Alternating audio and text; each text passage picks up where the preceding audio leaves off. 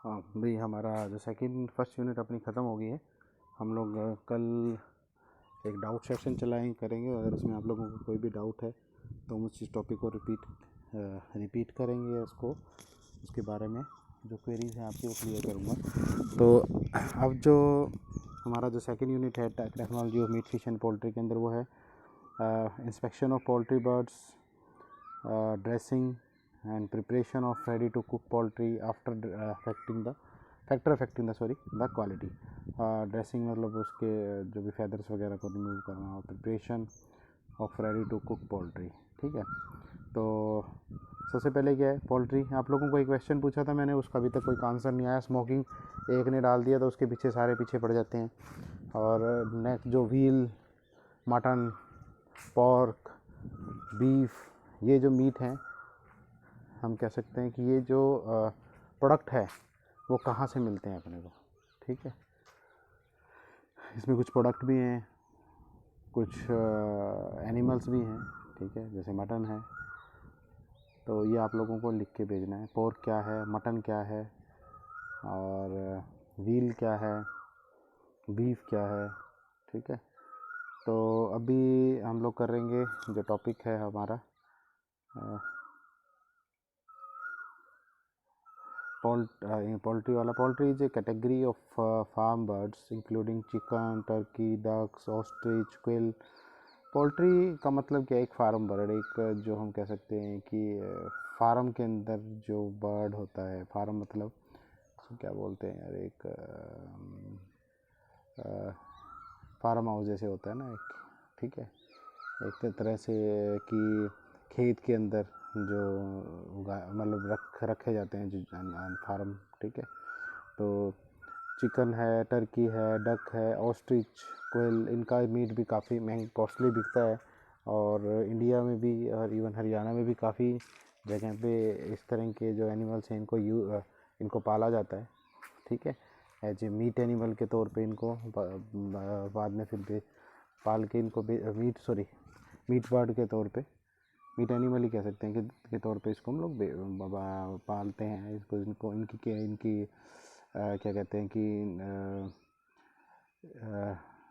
पालन इनका क्या कहते हैं, मुर्गी पालन की तरह ऑस्ट्रिच या क्वेल को भी रखा जाता है, संभाला जाता है। ठीक है, तो edible poultry products including meat. अगर हम पोल्ट्री बर्ड्स की बात करें तो मीट डायरेक्टली एक तो, और इवन उसके एनिमल्स के जो एग्स हैं उनको भी as a product, edible product है, पोल्ट्री प्रोडक्ट्स के तौर पे यूज़ किया जाता है। पोल्ट्री जो हमारे प्रोडक्ट होते हैं, पोल्ट्री जिसकी अगर हम बात करें, इसके अंदर जो फैट कंसंट्रेशन है, फैट जो कंटेंट है वो एज कम्पेयर टू, अगर मीट की बात करें, जो हमारा मीट था, एनिमल मीट की बात करें तो उसके कंपैरिजन में कम होता है। और लेकिन ये गुड सोर्स ऑफ इसको प्रोटीन माना जाता है, विटामिन B6, आयरन, जिंक। ठीक है, और fat content of poultry differs in several ways from that found to the red meet.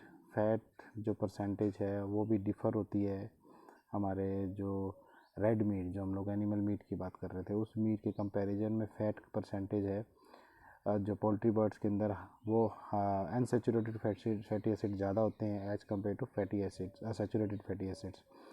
अगर हम बात करें परसेंटेज की तो 30% सैचुरेटेड फैटी एसिड्स होते हैं, 43% मोनो अनसैचुरेटेड फैटी एसिड है, 22% पॉली अनसैचुरेटेड फैटी एसिड है। और अनसैचुरेटेड फैटी एसिड्स होने के कारण जो पोल्ट्री बर्ड है इनके अंदर रेंसिडिटी होने के काफ़ी जल्दी और ज़्यादा चांसेस रहते हैं। ठीक है, पोल्ट्री ड्रेसिंग प्लांट्स, ड्रेसिंग का मतलब है उनके ऊपर से अनवांटेड जो मटेरियल है, उनके जो पंख वगैरह हैं या अनवांटेड पार्ट हैं बॉडी के, उनको रिमूव करना एक तरह से, उसको हम ड्रेसिंग कहते हैं। These bird should be handled properly before slaughtering.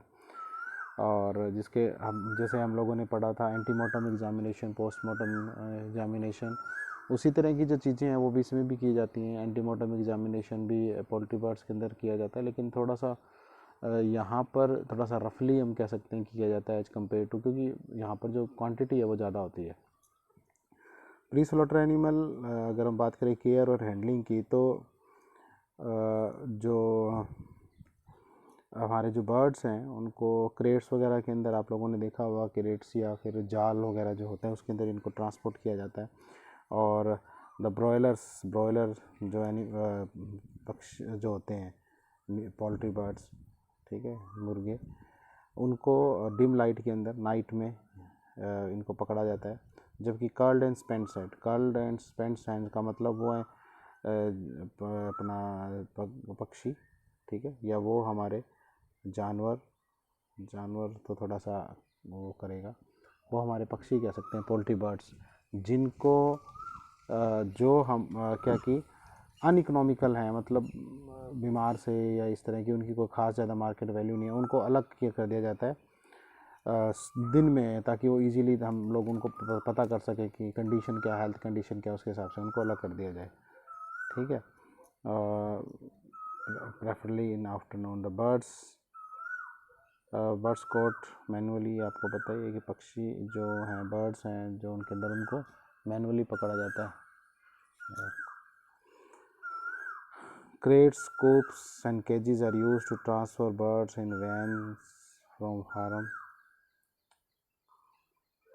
farm to poultry dressing plant. During transportation, special attention is paid to prevent overcrowding and suffocation. वही है जो ट्रांसपोर्टेशन के टाइम सफोकेशन और ओवरक्राउडिंग को अवॉइड किया करना और सब ज़रूरी होता है। अगर ओवरक्राउडिंग के कारण सफोकेशन होने के चांसेस भी बढ़ जाते हैं, और सफोकेशन वैसे भी अगर प्रॉपर तरीके से वेंटिलेशन ना हो तो गाड़ी के अंदर तो भी होने के चांसेस रहते हैं। तो वैन्स हैं, उनके अंदर प्रॉपर तरीके से इनको रखना, केजीज़ के अंदर प्रॉपर तरीके से एडजस्ट करना और इम्पोर्टेंट हो जाता है, ताकि क्योंकि ट्रांसपोर्टेशन के टाइम में काफ़ी ज़्यादा जो बर्ड्स हैं उनके मरने के चांसेस रहते हैं। The loading of birds is carried out in dim light either early morning late night to avoid excitement and transported in the dim light के अंदर किया जाता है, अर्ली मॉर्निंग के अंदर या लेट नाइट, क्योंकि इसके अलावा अगर अदरवाइज़ क्या होता है कि एक्साइटमेंट या ट्रांसपोर्टेशन, मतलब क्या है कि यहाँ पर करने का बेनिफिट क्या है कि एक तो ठंडे मौसम के अंदर, जैसे अपन लोगों ने उस टाइम पढ़ा था ट्रांसपोर्टेशन के टाइम में HDSF के अंदर, कि ठंडे एनवायरनमेंट के अंदर ही ट्रांसपोर्ट करना चाहिए मटेरियल एनिमल को। और दूसरा क्या है एक्साइटमेंट, वो क्या होता है कि इस टाइम ये थोड़े से जो पक्षी होते हैं वो थोड़े से हम कह सकते हैं कि लेज़ी होते हैं एज़ कम्पेयर टू अगर दिन की बात करें तो, ठीक है। तो बर्ड्स है उनको अराउंड 12 आवर्स पहले फीड देना बंद कर दिया जाता है। जब स्लॉटरिंग की जाती है उससे 12 घंटे पहले उनको खाना देना बंद कर दिया जाता है। But enough shrinkage water should be made available, मतलब पानी की अवेलेबिलिटी रखी जाती है, प्रॉपर रखना ज़रूरी होता है, ताकि वो पानी की कमी से क्या होगा, एक तो वेट लूज हो जाएगा, मॉइस्चरनेस उसके अंदर कम हो जाएगी, और दूसरा क्या है कि एनिमल के मरने के चांसेस हो सकते हैं, ठीक है। हाँ, this practice not only help in the early recuperation but risk of contamination. ये आप लोगों को पता ही है, आप लोगों से तो क्वेश्चन पहले एक बार बात की भी थी कि अगर हम लोग जब खाना देना क्यों बंद कर देते हैं, ताकि बॉडी के अंदर का जितना भी मैक्सिमम फूड है वो खा लिया जाए। और उसके से बेनिफिट क्या होता है कि फूड अगर आप लोग सारा खा लोगे, मतलब एनिमल खा लेगा, तो अनडाइजेस्टेड फूड है जो कंटामिनेशन क्रिएट कर सकता है, उसके चांसेस हैं वो घट जाते हैं, ठीक है। तो उस चीज़ के लिए इंटेस्टाइनल कंटामिनेशन, क्योंकि आप अगर 12 घंटे के बाद भी अगर खाना देना चालू रखोगे तो वो अनडाइजेस्टेड फूड है वो एनिमल की बॉडी के अंदर रहेगा, बर्ड के अंदर रहेगा। यहाँ पर मैं एनिमल कई बार गलती से यूज़ कर लेता हूँ, क्योंकि पहले आपने मीट एनिमल्स के बारे में बात की थी। बेसिकली बर्ड है जो यहाँ पे वो एग्जैक्ट वर्ड है, ठीक है। तो according to federal inspection acts, अगर हम लोग फेडरल इंस्पेक्शन एक्ट की बात करें अगर हम लोग, तो प्रोसेसिंग प्लांट है जब जो हमारा, उसके अंदर आने के बाद स्लॉटरिंग करने से पहले कई बार इसको चेक किया जाता है, ठीक है। The inspector observe the, basically एक जो क्वालिटी इंस्पेक्टर हम कह सकते हैं, उसका बेसिकली काम होता है कि अलग अलग सेपरेट करना।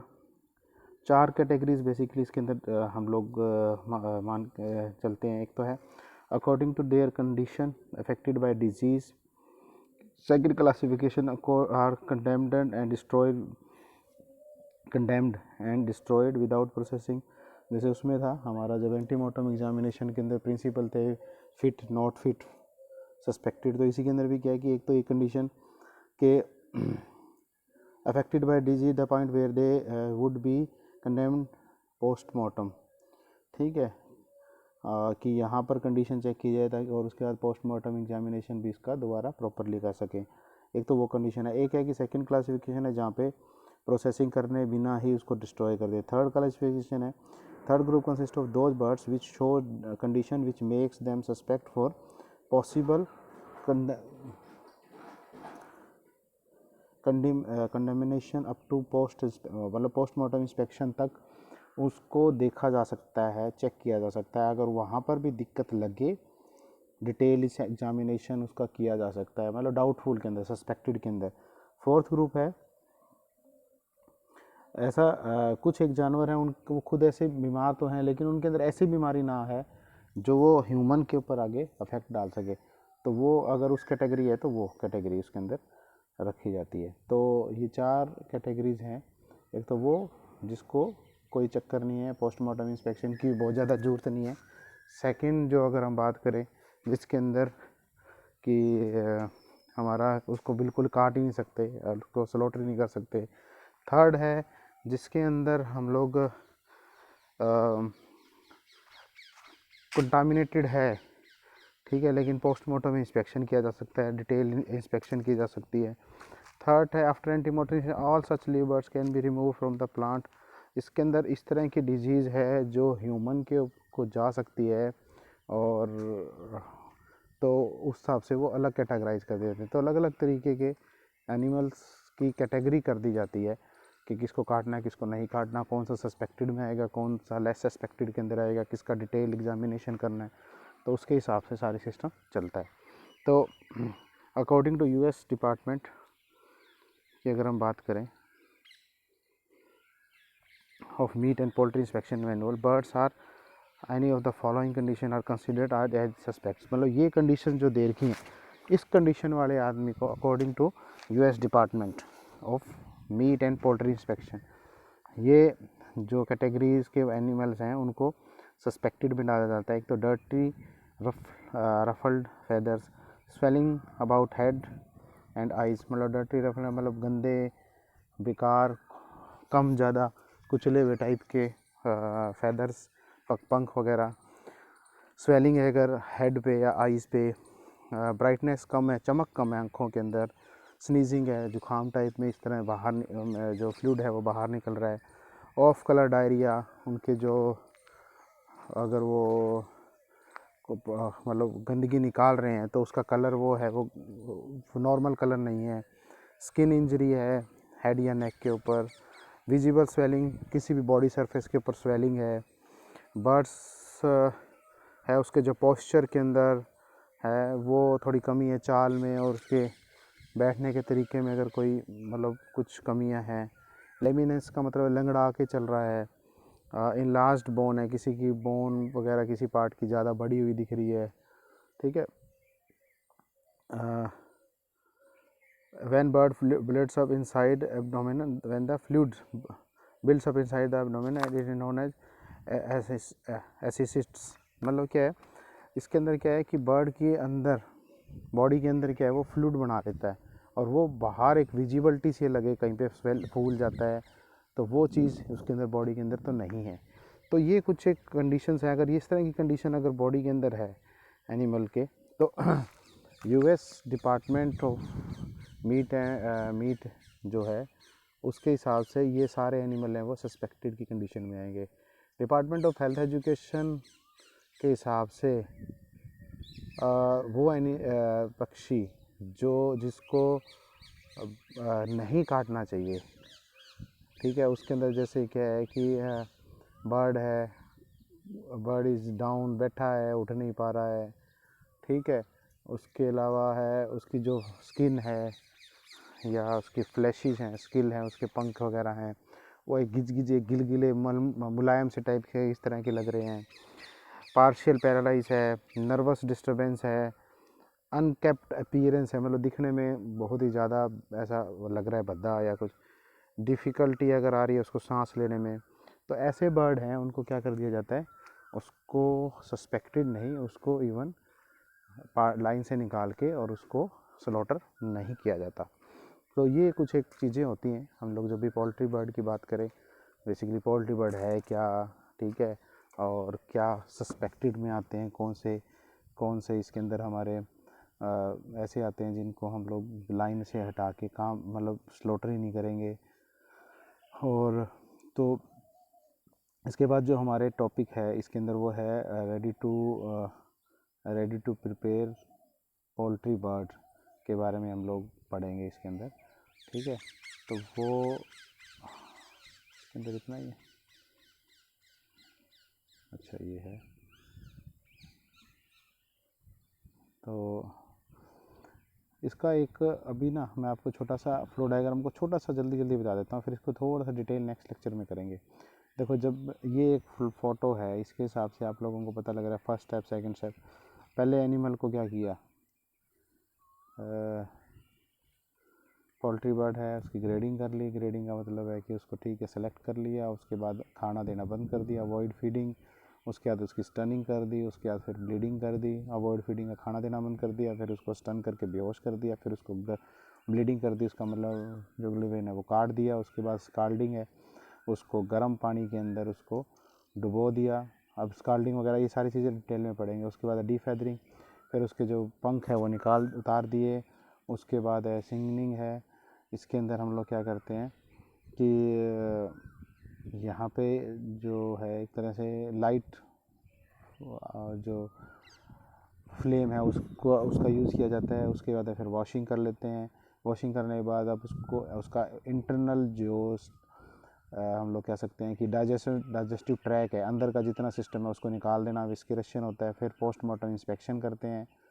काटने के बाद उसके अंदर पोस्टमार्टम इंस्पेक्शन कर दी, फिर दोबारा उसको वॉश कर दिया जाता है, साफ़ कर लेते हैं अच्छे से। उसको फिर ठंडा कर देते हैं। ठंडा करने के बाद उसकी ग्रेडिंग की जाती है।